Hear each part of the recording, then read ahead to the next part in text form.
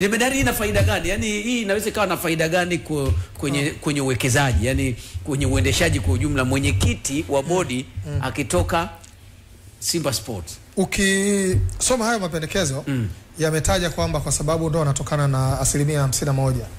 Asilimia 51 wanachama ambao ndo wengi. Ndio. Si ndio? Ndio. Na ile 49 inapaswa kuwa ya watu watatu. Ndio maana neno mwekezaji na wawekezaji limetajwa. Ndio. Lakini wasiwasi wangu ni huu mmoja. Huyu mwekezaji tunamzungumzia mtu mwenye pesa. Ndio. Tycoon. Ana pesa ya kutosha. Ichukulie kama Simba ilivyo. Mwekezaji wake ndio bilionea mdogo wa Afrika. Ndio. Si ndio? Hivi tumeshawahi kujiuliza kwamba kwa mfano akiamua kupigana vita ya kutaka kumweka mtu ambaye anamtaka kwenye wenyekiti atashinda? Kwenye wenyekiti wa? Yes, anataka maslahi. Ya unajua pale yeye ana interest, anapeleka hela yake, amewekeza. Ndio. Sawa? Ndio. Alafu sasa anamweka mwenyekiti wa bodi. Katiba mwanzo ilikuwa namtaka aweke mwenyekiti wa bodi atoke kwake kwa sababu yeye ni mwekezaji, ameweka pesa. Ndio. Si ndio? Ndio. Kwa hiyo ili kuangalia maslahi ya kile anachokiwekeza, anamtoa mwenyekiti wa bodi ambao ndo chombo kinachoendesha klabu kwa wakati huo. Yes, ndo mkuu. Ndio. Sasa serikali inasema hao wenye 51 ndio wengi, watoe mwenyekiti wa bodi pia. Na huyu mwenyekiti ukisoma mapendekezo yanamtaka awe ana uwezo wa kuitisha mkutano bila mkutano mkuu wa wanachama bila kushirikiana na bodi.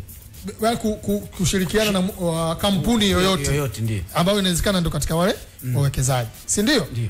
Sasa kwa mfano mwekezaji anabaki kuwa mmoja au waje watatu. Alafu wana interest zinazolingana, ili kulinda interest zao wameamua kwamba bado tumweke mwenyekiti wetu ambaye ataunda atatetea maslahi yetu. Si kama unanielewa? Na kupata. Sawa? Ndio. Sasa mwenyekiti anapatikana vipi? Sasa hivi si atumteui. Anaenda kwenye uchaguzi kule. Wanamchukua Jeff Flair, mwanachama wa Simba Sports, wanamtengeneza kuwa mwenyekiti, akashindane na mwenyekiti mwingine. Maana yake kwenye uchaguzi. Yes, kwenye uchaguzi wa kawaida wa mwenyekiti, uchaguzi mkuu, watamtengeneza huyu mtu ashinde ili aje kuilinda interest zao. Ili alinde interest. Sawa? Kitakachokuwa ni kwamba huyo mtu sasa kama ni mwekezaji mmoja atakuwa ameichukua klabu, ameimeza. Unaelewa?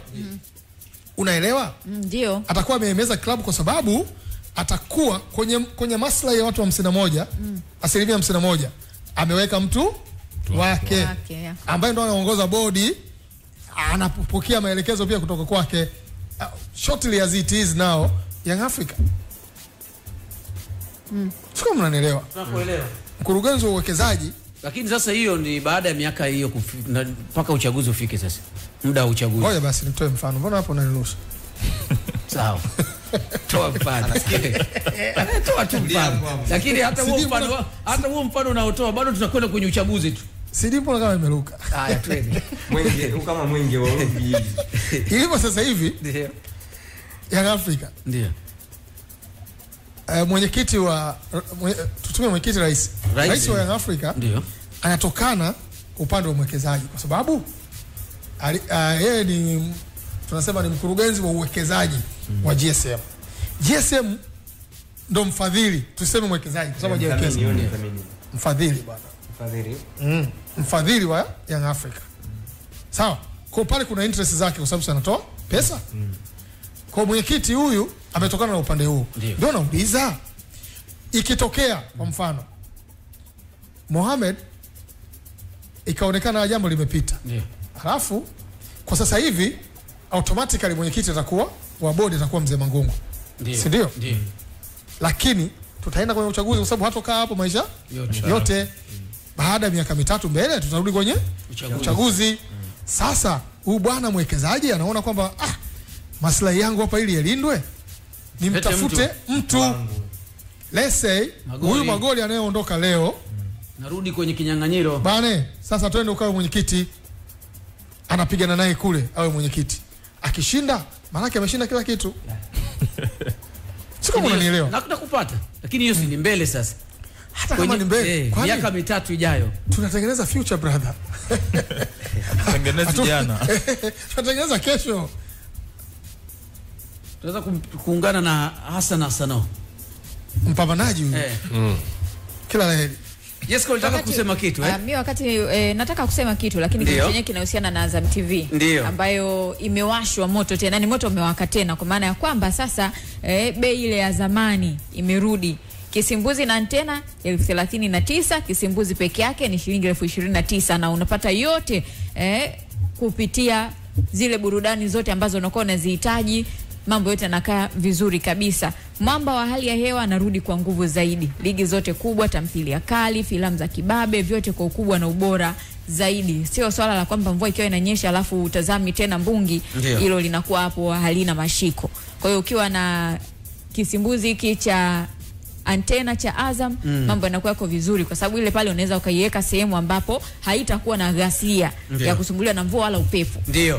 Ukawa unaendelea kupata burudani. Lakini pia usisahau kulipia kifurushi ni shilingi 28,000 na dunia ya burudani inakuwa mikononi mwako na machoni kwako. Azam TV wamekiwasha na sasa ni zamu yako kufurahia. Kamanda, kwa dakika chache, mbona naona kama mkutano mkuu wa safari hii haitokuwa ya kawaida? Unajua siku zote kuna msemo wa wazungu anasema if you can't address the elephant in the room, you will end up carrying the elephant on your back. Yani kama huwezi kuongelea tembo ambaye yuko ndani ya nyumba yako, kuna siku yule tembo utambeba mgongoni kwako. Na kumbeba tembo haijawahi kuwa kitu kinachowezekana. Ni kitu kisichowezekana. Tena kwa mgongo. Tembo. Haya ni matatizo ambayo yamekuwepo muda mrefu, lakini hayakuwahi kuwa addressed, na sasa imefikia muda ambapo haya matatizo hayawezi tena kubaki kuwa addressed. Lazima by any means necessary yatazungumzwa, kwa sababu kila mtu anajua kwamba wanasema ukitaka kutibu lazima ukubali kwanza unaumwa. Ni muda mrefu. Kwa mfano Simba haina mtu kwenye nafasi ya mkurugenzi wa wanachama. Ndio. Na sidhani kama ni jambo ambalo lilikuwa linafanyika yani kwa bahati mbaya. Yani kwa bahati, imekuwa ni bahati mbaya tu kwamba hatuna mkurugenzi wa wanachama. Hilo ni moja. Lakini pili, kilichotokea kwa mfano wakati msimu unaelekea kuanza, kuna baadhi ya wajumbe kwenye bodi akiwemo Salim Tragen kujitoa. Tulizungumza hapa kwamba lile ni jambo ambalo haliashirii kwamba kuna uhusiano mzuri baina ya viongozi wa Simba. Kwa hiyo ni mjumuiko wa matatizo ambayo yamekuwa muda mrefu. Wewe kila siku unasikia kichwa kinakuuma, kila siku unasikia kichwa kinakuuma, unameza Panado, lakini umetibu dalili, kumbe pressure inakusumbua, unakuja kuanguka, watu wanaulizana ilikuwaje. Kabisa. Kamanda, tunaungana na Hassan Hassano hivi sasa na malize ili swala la Simba. Mpiganaji, habari za asubuhi? Nashukuru, salama tu bwana. Mzima wa afya? Namshukuru Mwenyezi Mungu kwa hakika. Na bila shaka umesikiliza hapa uzuri, tulikuwa na mwenyekiti wa bodi ya kurugenzi Crescentius Magoro, umemsikia? Nimemsikiliza vizuri, nimesikia maelezo ya kwake. Vipi? Unasemaje nini? Tunahitaji kusikia maoni yako kuhusiana na hili ambalo linaendelea hivi sasa, na ikumbukwe weekend ni mkutano mkuu wa Simba. Ndio. Kwanza kabisa kwa ujumla ni kwamba tarehe 30 kila mmoja anafahamu ni mkutano mkuu wa klabu ya Simba. Ndio. Na katika huu ni mkutano wa kawaida. Kiutaratibu huwa ni mkutano wa kawaida kwa ajili ya kuleta taarifa za klabu. Lakini ndani ya mkutano huu yako maelekezo kamili ya serikali ambayo yanatakiwa yawepo ndani ya mkutano huu kama ni agenda katika huu mkutano. Haya ni masuala ya kawaida katika mikutano yetu. Kiutaratibu kuna wakati tunapata maelekezo nini kifanyike. Sasa katika hayo nini kifanyike, mojawapo ya maelekezo hayo ni marekebisho ya katiba, na haya marekebisho ya katiba yamekuja kwa sababu maalumu. Mojawapo ni kutokana na mfumo wa uendeshaji wa klabu ambao unatakiwa ufanyiwe marekebisho upate kwenda vizuri kwa dunia tuliyokuwa nayo hivi sasa. Mfano mmoja ni kwamba Simba imetaka kuingia katika mfumo wa mabadiliko kutoka mwaka 2017, na mpaka kufikia 2018 na leo 2025 tunakwenda sasa 2026. Mfumo huu umekwama. Wapi umekwama? Umekwama kwa sababu ya watu ambao wamekuwa wakishiriki katika kuuendesha huu mfumo kutofuata maelekezo na taratibu za kisheria ambazo zipo. Mchezo au klabu zetu za michezo zimesajiliwa kwa sheria ya msajili wa vyama vya michezo. Sasa unapotaka kwenda kinyume na utaratibu huo, ni kwamba taratibu hizo haziwezi kukamilika. Lakini hapo hapo ni kwamba sisi pia tumesajiliwa katika bodi ya wadhamini pale RITA. Kwa hivyo pale napo pia pana taratibu za kwake, kwa pamoja zinaunganisha sheria hii ya vyama vya michezo na sheria ya kabidhi wasi mkuu. Sasa unapotaka kukiuka moja kati ya mambo haya inakuwa ni ngumu sana. Kwa mfano hivi sasa klabu inaendeshwa katika mfumo wa pamoja, kwa maana klabu, uongozi wa kuchaguliwa na mwekezaji wameunda bodi inayoongoza klabu ya Simba. Sasa ukiitazama hii bodi na mfumo wa kwake, unaiona kwamba klabu imebaki na 51%, bodi ina 1%, ya mwekezaji ina 49%, halafu hapo ndani yake kuna baraza la wadhamini nalo limejimegea 1%.